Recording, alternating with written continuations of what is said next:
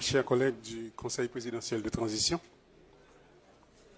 Monsieur le Premier ministre, Monsieur le Président de la Cour de cassation,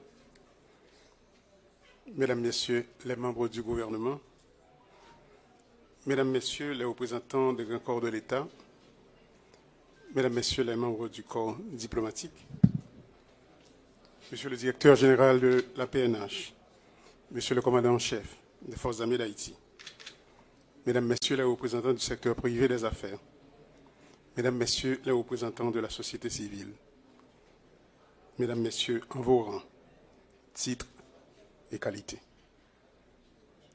Peuple haïtien dans 10 départements pays et dans la diaspora, Mounsen Suzanne.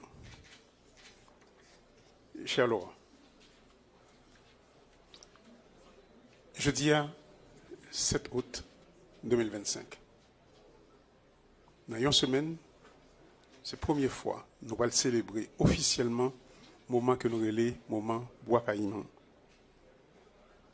Dans l'histoire pays, c'est la première fois que nous avons fait ça officiellement.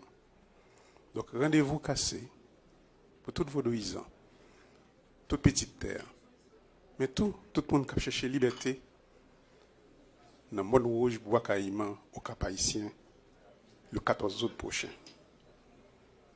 C'est très content, nous-mêmes, dans le conseil présidentiel, là, nous avons consacré 14 août là comme une fête officielle dans l'ANAC pays d'Haïti. Ça fait 234 l'année. Et pour ça, nous disons bravo au ministère de la Culture.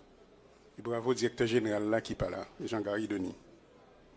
Justement, hier soir, à l'occasion du lancement des festivités pour la célébration du moment Bois Caïman, j'ai tenu ces propos à l'assistance pour leur dire que un peuple, une nation, ce ne sont pas seulement l'environnement physique et autre chose. C'est aussi et surtout l'imaginaire collectif. Mais cet imaginaire collectif se nourrit de quoi? Cet imaginaire collectif se nourrit des prouesses, se nourrit des victoires, se nourrit des faiblesses, se nourrit des joies, mais se nourrit aussi de noms. Cet imaginaire collectif se nourrit de noms comme Macandal, Boukman, Cécile Fatima, tout le monde ça voilà, qui était fait que nous arrivions là en 1791 et ensuite en 1803. Donc notre devoir comme héritier de ces grands moments, c'est de les entretenir, les sauvegarder et les chérir. C'est de cette manière qu'on nourrit l'imaginaire collectif d'une nation. C'est de cette manière qu'on nourrit l'âme d'un peuple. Lorsqu'on ne le fait pas, la nation s'effondre. Et c'est dans ce devoir de reconstruction de l'âme de ce pays que nous nous sommes engagés. Conséquemment, chers amis, le 17 avril 2025, ça ramène les 200 ans depuis que le baron de Mako, envoyé par Charles X, a imposé l'indemnité pour l'indépendance de notre pays. Ce que l'on appelle couramment la double dette. J'introduisais justement les différents articles du livre Les chaînes de la dette en 2025. Parmi ces articles se trouvait celui du professeur Gousti Gaillard. Je ne savais pas encore que j'aurais la chance de choisir avec mes collègues du Conseil présidentiel Madame Gaillard comme présidente de la commission binationale franco-haïtienne pour initier une nouvelle conversation avec la France et Haïti sur ce méfait historique. Et nous l'avons fait. Nous l'avons fait avec empressement. Parce que pour nous, justement, il y a plusieurs conversations qui doivent se tenir par rapport à ce que nous avons vécu dans l'histoire de ce pays et ce que nous continuons de vivre pour mieux léguer aux autres ceux qui viennent après nous, ceux que nous avons construits en termes de l'imaginaire collectif de ce pays. Toutefois, la reconstitution, la reconstitution de la mémoire ne peut pas se faire dans cet environnement de destruction persistante des lieux de mémoire. Nous devons dresser de manière adéquate cette dégradation de la vie au quotidien et ce déferlement de haine sociale. Dans la délibération que nous gagnons avec autorité ici, aussi bien avec autorité au niveau international, il y a un éclaircissement que nous-mêmes, nous toujours les mettons pour tout le monde comprendre qui s'est passé en Haïti. C'est qualité ou bien nature, violence que nous vivons qu'on y a là, en un pays. Et justement, la discussion que nous avons à l'étranger, que ce soit au niveau de la CARICOM ou avec d'autres instances internationales, il y a toujours eu cette méprise par rapport à la nature de cette violence que nous sommes en train de subir en Haïti. Et c'est pourquoi d'ailleurs, comme il y a eu une mauvaise appréciation de ce qui se vit en Haïti, c'est pourquoi il y a eu cette compréhension, et bien sûr qui s'est traduite en des appuis inadéquats pour faire face aux défis. Et là, comme nous dit, que ce soit avec la Colombie, avec la Jamaïque, avec la République dominicaine, avec les États-Unis, justement, discussion qu'on a fait, c'est pour tout le monde bien comprendre le niveau de violence que nous vivons là, dans le pays d'Haïti. Violence qui chita sous plusieurs piliers, comme nous dit plusieurs fois. Trafic de drogue, trafic d'armes, trafic moun, des fois, et trafic tout, bien sûr, en pile blanchiment d'argent. Et là, c'est pas vrai. Avec niveau force que nous gagnons là, en termes de force de l'ordre, on peut faire face à ce défi avec 10 000 hommes-troupes au niveau de la police, 1 200 hommes-troupes au niveau de l'armée d'Haïti, et bien sûr avec une formation déficiente. Et c'est pourquoi nous nous sommes engagés avec des pays comme le Brésil, avec des pays comme le Mexique, avec des pays, nous sommes en discussion avec le Chili, avec le Panama, pour pouvoir consolider nos forces. Bien sûr, nous avons eu des formations avec le Canada pour la manipulation de drones par nos policiers et un appui continu avec les États-Unis pour les forces que l'on appelle les unités spécialisées au sein de la police nationale. Donc, même là, nous mettons sous pied un budget de guerre pour bailler la police plus moyens.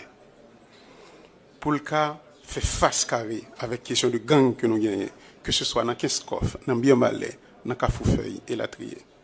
Pour bailler la police là plus moyens, pour Kagoumen contre trafic de drogue là, nous obligés de chercher expertise de l'autre côté, pour nous faire face carré à une nouvelle configuration de danger que nous avons subi qu'on y a là en Haïti.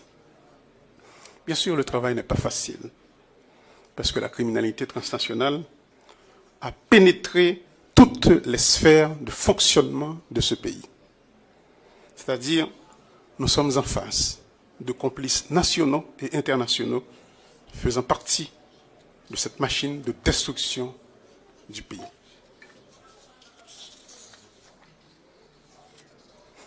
Comme je l'ai dit auparavant, bien sûr, nous avons eu recours au support, à l'accompagnement d'autres pays. Le Canada a formé plus d'une dizaine de nos policiers dans la manipulation de drones. Le Brésil, 400 policiers partiront en formation au Brésil. Et une cohorte de 30 devrait partir aujourd'hui. Comme je suis là avec vous, je ne sais pas exactement comment cela se passe au niveau de l'aéroport. Pour le Mexique, 70 policiers viennent de partir pour une formation accélérée.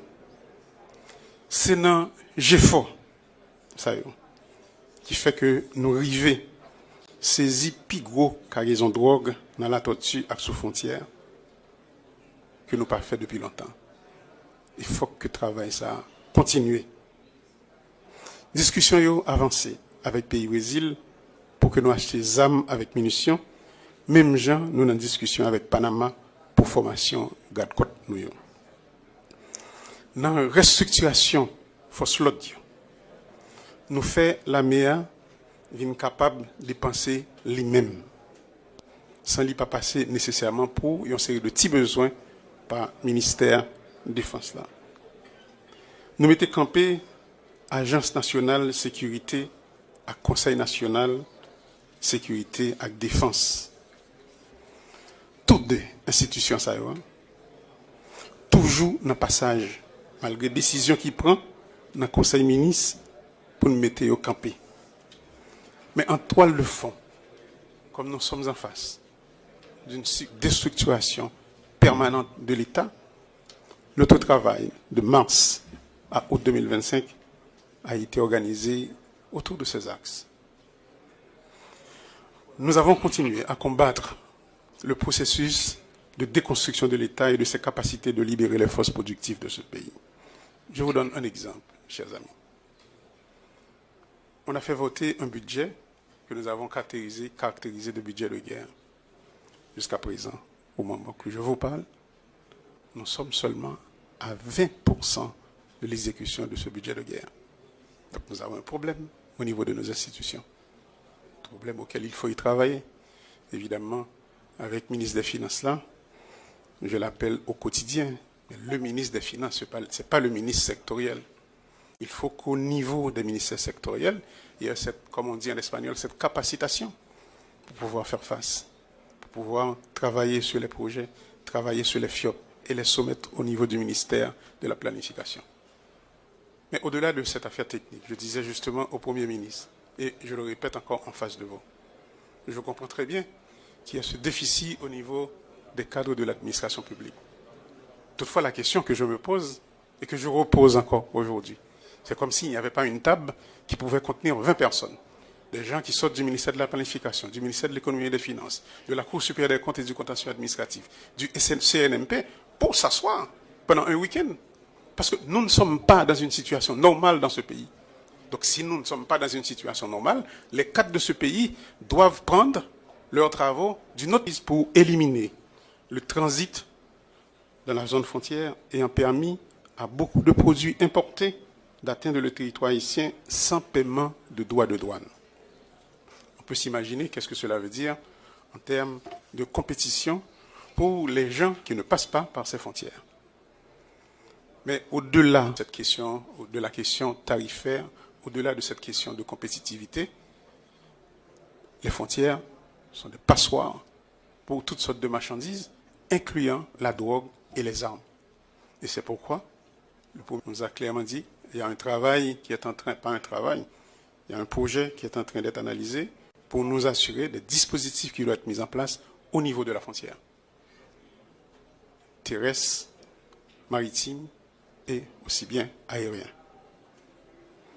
Donc toutefois, les dispositions annoncées dans le budget de guerre pour une meilleure présence dans la zone frontalière n'ont pas encore vu le jour en raison des difficultés ou lourdeurs administratives évoquées à plusieurs reprises. Mais de notre côté, par rapport au déficit de fonctionnement de l'administration, il y a plusieurs actions qui ont été entreprises. Et la première, c'est l'établissement d'une plateforme d'échange d'informations entre le ministère de l'Économie et des Finances, l'AGD et la DGI. Pour nous, l'aspect, si vous voulez, le plus important, c'est par rapport aux fuites qui s'organisent entre la DGI et la douane. C'est-à-dire la non-conformité des données entre la DGI et la douane, particulièrement pour ceux qui sont obligés de recourir au service de ces institutions. Je vous donne un exemple. Et c'est là, lorsqu'on parle de renforcement des institutions de l'État, les dispositions que nous sommes en train de prendre sont extrêmement importantes. Il y a un monde déclaré X marchandises la douane, au niveau de la Direction générale des impôts, il déclarait un volume différent. Un État ne peut pas continuer à fonctionner de cette manière. Et c'est pourquoi, pendant ces 5 mois, nous nous sommes attelés pour nous assurer qu'il y ait cette correspondance entre les données de la DGI et les données de la douane. Donc le ministère de l'Économie et des Finances, la Banque centrale sont en train de travailler là-dessus, bien sûr, avec les institutions correspondantes, je parle de l'AGD en particulier. De plus, par rapport à cette question de renforcement des institutions de ce pays. Nous sommes en train de travailler sur ce que l'on appelle la centrale des bilans. Encore, le ministère de l'Économie et des Finances est en plein dans ce travail. Pour qui ça important? Pour la population comprendre centrale des bilans, c'est parce que une économie pas fouti fonctionner si les gens qui prennent décision pas gagner des informations fiables sur ça entreprise a fait en d'un pays. Donc centrale des bilans, ça veut dire toute institution qui en d'un pays supposée déposer des états financiers dans centrale ça. Donc toute transaction qui peut le faire avec des institutions de l'État ou des institutions privées, pour reconnaître transaction ça, il faut que son état financier qui sortit dans la centrale de bilan ça. Et bien sûr, lorsqu'on parle de ces changements extrêmement importants, en pile bouche marée. Mais, chers amis, ne vous en faites pas. C'est pour le bien du pays. C'est pour la continuité, pour la survivance de l'État. Il y a des réformes qui sont nécessaires et ces réformes doivent être entreprises. Et nous sommes là, au niveau de la centrale des bilans. Autre chose, de manière continue, chaque année, lorsque Transparency International fait des rapports sur Haïti, c'est toujours Haïti, il y a un pays qui est corrompu, etc. Nous avons côté que je viens de donner ça. Donner ça surtout sorti sous enquête que vous faites auprès de la population. C'est la population qui a dit mais perception que y a du fonctionnement de l'État. Donc quelque part, nous-mêmes au niveau de l'État, non seulement il y a des structures que nous avons mettées sous pied, comme par exemple l'interconnexion entre les différentes institutions de l'État de la centrale de bilan, mais tout, la population a bien recours à un centre d'appel. Un centre d'appel, côté que mon de la population, par ailleurs, qui est déjà fonctionnel. Un centre d'appel, côté qui moun qui a chercher service au niveau de l'institution. Si pour une raison ou pour une autre, ils sont lésés, ils appellent 105 et il y a un monde qui répond. Si c'est DGI, si c'est immigration, si c'est la douane, mon n'a qu'à prélier, la dit qui institution que ils sont chercher service li. Donc toutefois, à côté de ce dispositif pour la revigorisation de nos institutions, il nous faut améliorer nos infrastructures physiques et sociales. De même que mon collègue Leslie Voltaire a tout mis en œuvre pour le port du Sud et l'aéroport de Caille. Lorsque je dis tout mis en œuvre, quitter tout conseil là, sans sauf avec une question du port du Sud et l'aéroport de Caille. Et nous sommes très contents qu'il a pris cette décision pour lui-même qu'il est champion pour la réalisation de ces deux projets. Et il y a bien en cours ces deux projets. Vous pensez que dans 45 jours, on va avoir le premier vol IBC Miami à partir de l'aéroport de Caille. Leslie, bravo.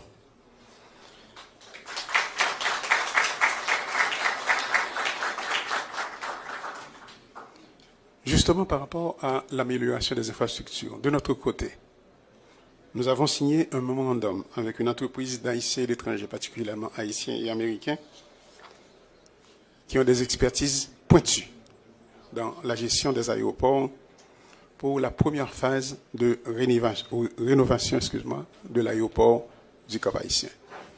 Mais je dois vous dire, si Leslie t'a quitté nous sans souffle, eh bien, je quitté le ministre des Finances sans sommeil pour m'assurer que le mémorandum ça signé. Et le signé avant-hier. Là, de même, pour la pose de la première pierre pour le port de Chinouette dans le nord-est est reportée pour le mois de septembre. Mais c'est seulement pour des problèmes de température, etc. Et autrement, ça a été fait. Mais je dois vous dire, chers amis, au-delà des dégâts matériels de cette violence urbaine, les traumatismes sociaux sont aussi profonds. Dans ce sens, nous avons mis en place un réseau de centres d'accueil qui doit permettre à l'État de recevoir les enfants qui ont subi les affres de ces mauvais temps. Les enfants soldats, comme les filles qui ont subi des agressions sexuelles. Il nous faut les encadrer. Après, si vous voulez, cette violence visible, nous devons faire face à des femmes, des filles, des enfants traumatisés. L'État doit mettre les structures en place pour pouvoir les permettre de réintégrer la vie sociale. Dans cette perspective, chers amis, nous sommes heureux aujourd'hui de voir partir 15 jeunes haïtiens talentueux pour le club de football de Ronaldinho. J'en ai parlé justement ce matin au ministre des Affaires étrangères qui s'occupe des dispositifs nécessaires à leur déplacement. Ils se rendent au Brésil, à Porto Alegre, ce vendredi. C'est une course à relais. C'est un long chemin. On comprend ce niveau de destruction, en fait de déstructuration de l'État, orchestré par des ennemis étrangers comme par des nationaux. Il nous faut tout faire pour dépouiller l'État de l'influence indue de cette criminalité mafieuse qui nous a conduits à ce niveau de déchéance de ce pays.